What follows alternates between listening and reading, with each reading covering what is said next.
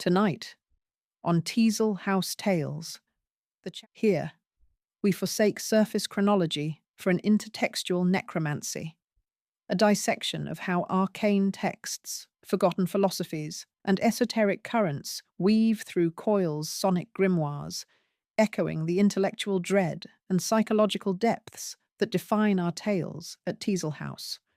At the heart of this descent, Osman Spare, the artist occultist whose Kia Cultus serves as Coil's foundational spell, where the body becomes a living sigil and the void an insatiable lover. But we won't stop there. We'll trace the tendrils to Aleister Crowley, Eliphas Levi, the Kabbalah, Alchemy, Surrealism, and chaos Magick, infusions that render Coil's discography not as albums, but as portals, metabolically alive with the pressures of an era haunted by AIDS, societal panic, and the queer defiance that turned flesh into forbidden magic. And we invoke the central enigma, John Balance, born Geoffrey Burton, later Rushton, poet, vocalist, occultist, the quivering nervous system of Coil, who slipped from this plane in 2004 after a fall. Let us set the shadowed stage. Thatcher's Britain in the early 1980s, a wasteland of austerity and industrial decay, where punk's rebellion had festered into something more insidious, more alchemical. The underground craved not cacophony, but transmutation. Barosian cut-ups that vivisected reality, noise as an exorcism of the soul's detritus, séance performances that summoned the unquiet dead, body art that scarred the flesh into talismans and altered states, chemical, sonic, ritual, to rend the veil between worlds. Coil emerges from this charnel ground, but they defy containment, slithering through industrial abysses, avant pop hallucinations, acid house trances, drone voids, spectral film scores, occult rites in derelict temples, and the pulsing veins of queer club culture, only to dissolve and reform, mercurial as quicksilver. They spoke not of fans, but of serious listeners, initiates who submit to sonic alchemy, emerging scarred and transformed. Our rite tonight, an intertextual evocation, tracing the migration of arcane ideas through texts, bodies, friendships, schisms, and rituals. At the core of Coil's enigma, the dyad of John Balance and Peter Sleazy Christopherson, bound in a queer partnership that was itself a magical working. Sleazy, forged in Throbbing Gristle's industrial inferno, wielded samplers like Athames, carving reality anew. Balance, the pilgrim seeker, arrived steeped in esoteric zines and correspondences, his intensity a flame drawing moths from the occult underground. Their union birthed through the throbbing Gristle psychic TV nexus, under Genesis P. Orige's shadow, a provocateur whose temple of psychic youth blended music with sigil sorcery and identity dissolution. But Coil severed ties, retreating from P. Orige's cultish gravity into a hermetic laboratory, where magic was intimate, exacting, and darkly personal.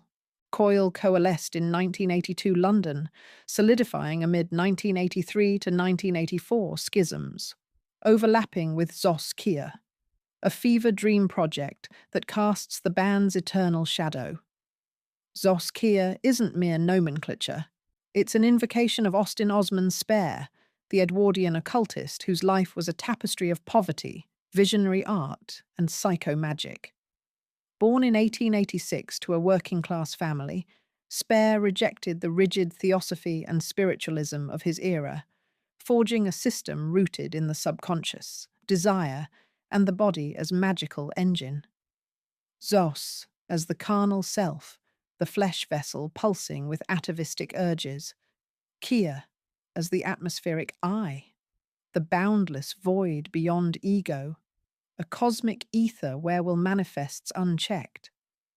Spare's sigils, symbols charged with intent, then forgotten to bypass the censoring mind, were tools for rooting desire into reality, often through automatic drawing, where trance states birthed monstrous sexual visions, hybrid beings, phallic grotesques, the erotic entwined with the abyssal.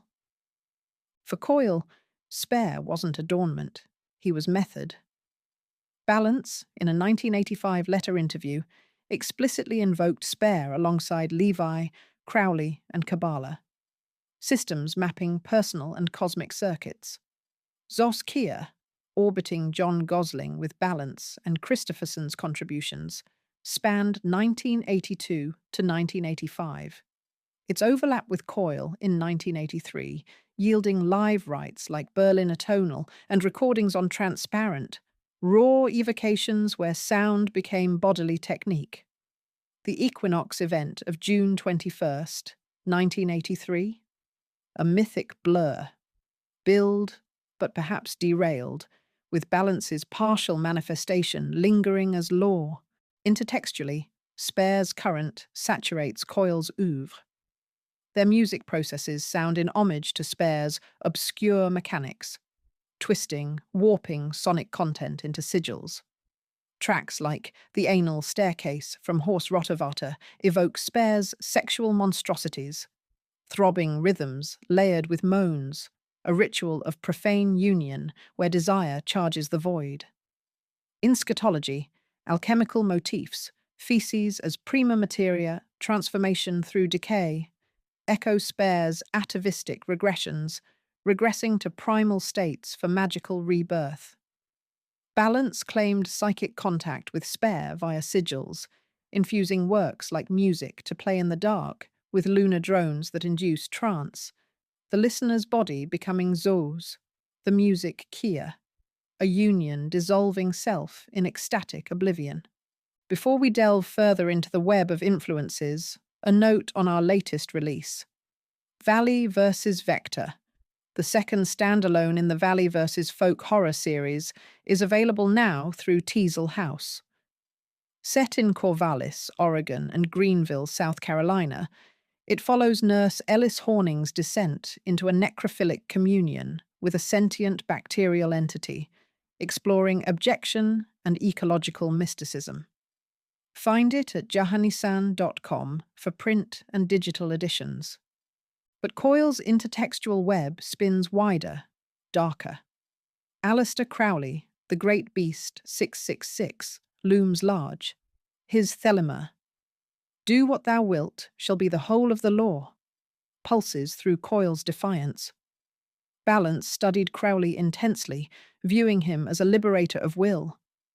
The unicursal hexagram, Crowley's stylized star, adorns Coil artifacts. Lyrics invoke "Love is the law, love under will." In Love's Secret Domain, ecstasy-fueled sessions channel Crowley's sex magic, orgasm as gnosis, drugs as sacraments. Crowley's diaries of visionary excursions, like his 1909 North African Rite with Victor Newberg, mirror Coil's altered state compositions, automatic writing for the ear, where loops summon entities. Darker still, Crowley's graphomania. His relentless recording of magical encounters parallels Coil's obsessive documentation. Bootlegs as talismans, preserving the rite's residue. Eliphas Levi, the 19th century Kabbalist and ex-seminarian, feeds the current. His Baphomet, the androgynous goat god symbolizing binary dissolution, inspires Coil's gender fluidity. Levi's ceremonial magic, reintroducing ritual into occultism, influences Coil's performances. Gongs as invocations, samples as spells. Balance's Kabbalah studies map Sephiroth onto soundscapes. Albums like Time Machines use drones to traverse Tree of Life paths, inducing temporal dissolution. Time as illusion, shattered by tone generators named after hallucinogens. Alchemy weaves through references to silver, moon, transmutation in tracks like Ostia, the death of Pasolini, murder as alchemical solve at Coagula, dissolving and reforming. Surrealism, via Max Ernst, Balance's early influence, automatic techniques birthing Coil's glitches, where the subconscious erupts in sonic hybrids. William Burroughs' cut-ups inform their sampling, reality as tape, spliced to reveal hidden truths. Chaos magic, post-Crowley pragmatism, crowns it. Belief as tool. Genre shifting as paradigm shifting. Coil's eclecticism a magical act, rebelling against societal chains to uncover the self's abyssal depths. Delving even further, let's unravel the threads of John Dee, the Elizabethan magus whose Enochian scrying sessions with Edward Kelly opened gates to angelic languages and otherworldly realms. Coil adopted Dee's methods in their creative rituals, scrying into mirrors or crystal balls under altered states, channeling sonic visions that manifested as the ethereal drones of music to play in the Dark Volume 1 and 2. These albums, released around the turn of the millennium, were explicitly lunar workings, moon music, timed to equinoxes and solstices, where viola laments and noise invocations evoke Dee's hierarchical cosmologies, layering voices like summoned spirits in a Renaissance alchemist's chamber.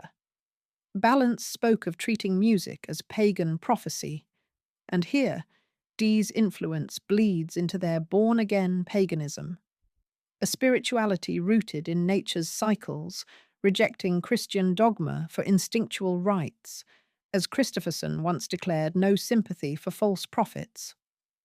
Brian Gissin, the painter and inventor who collaborated with Burroughs on the Dream Machine, a stroboscopic device inducing hallucinations, entwines with Coil's hallucinatory aesthetics. Their use of sleep deprivation and lucid dreaming mirrors Gissin's flicker techniques, transforming auditory loops into dream machines for the ear. In Astral Disaster, the CD version hailed in recent 2025 analyses as their most ritualistic release. Swirling synths and incantatory whispers transport the listener into Gissin-esque trances, where the mind unlocks hidden pathways, much as occult scholars note Coil viewing magic as a means to excavate the psyche's buried strata. Paganism saturates their philosophy, a fixation on chaos intertwined with alchemical rebirth. Early works like How to Destroy Angels, a 1984 ritual piece for laying of spells, accumulation of divine power, destruction of enemies, draws from Spare's atavisms and Crowley's invocations, its sidelong drone, a sonic sigil charged with intent. Horse Rotorvator, inspired by Igor Stravinsky's Rite of Spring, fuses pagan sacrifice with apocalyptic visions of AIDS as a modern plague. Tracks like The Golden Section, alchemizing grief into transcendence, feces and blood as elixirs echoing Spare's grotesque erotica, just as we explored in our previous episode on Diamanda Galás, From Prodigy to Plague Mass, where her blistering vocal rituals channeled the epidemic's rage and sorrow through multi-octave invocations that blurred lamentation with curse, transforming societal indifference into a sonic exorcism of demons and saints alike. Much like Coil's queer occult defiance, metabolizes personal loss into forbidden rites of purification. This intertextuality darkens in Coil's queer context. Amid AIDS, plague, and Section 28's repression, sexuality becomes sigil. Balance and Christopherson's partnership sparked male sexual chemistry, infusing works with BDSM rites, ecstatic unions, rimming as communion, orgasm as offering to chthonic gods.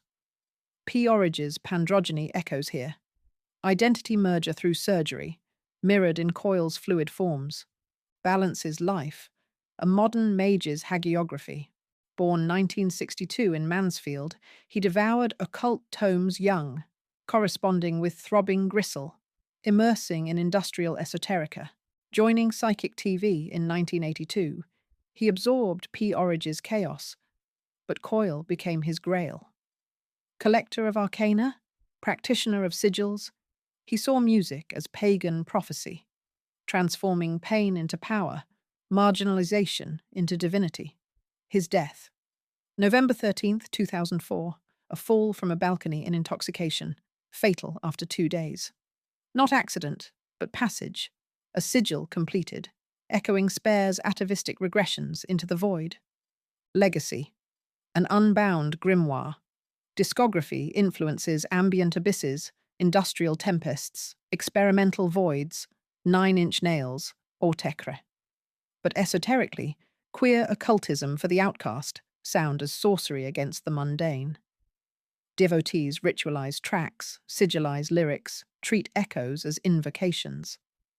In recent years, up to 2025, tributes proliferate. A quietus revisit to scatology as an alchemist's brew of synthpop and transgression. Reddit discourses on astral disasters' transportative rituals. Influences on doom bands like Esoteric, emphasizing atmospheric dissonance rooted in Coil's moon phases. Reissues continue, with expanded editions of The Ape of Naples and Time Machines preserving the residue, while dark music scenes on social platforms hail Coil's occult legacy as evergreen, a hidden current seeping into contemporary industrial black metal and neo-folk. In this darkening world, Coil whispers, enter seriously, emerge unmade, Zos and Kia, entwined in eternal, devouring embrace. As our descent fades, let the void claim us, where influences coil forever in the dark. If these tales of hidden horrors and occult legacies resonate, subscribe to Teasel House Tales for more episodes, and in the spirit of Coil, lay your manhood on that subscribe button to stay updated on new releases and exclusive content.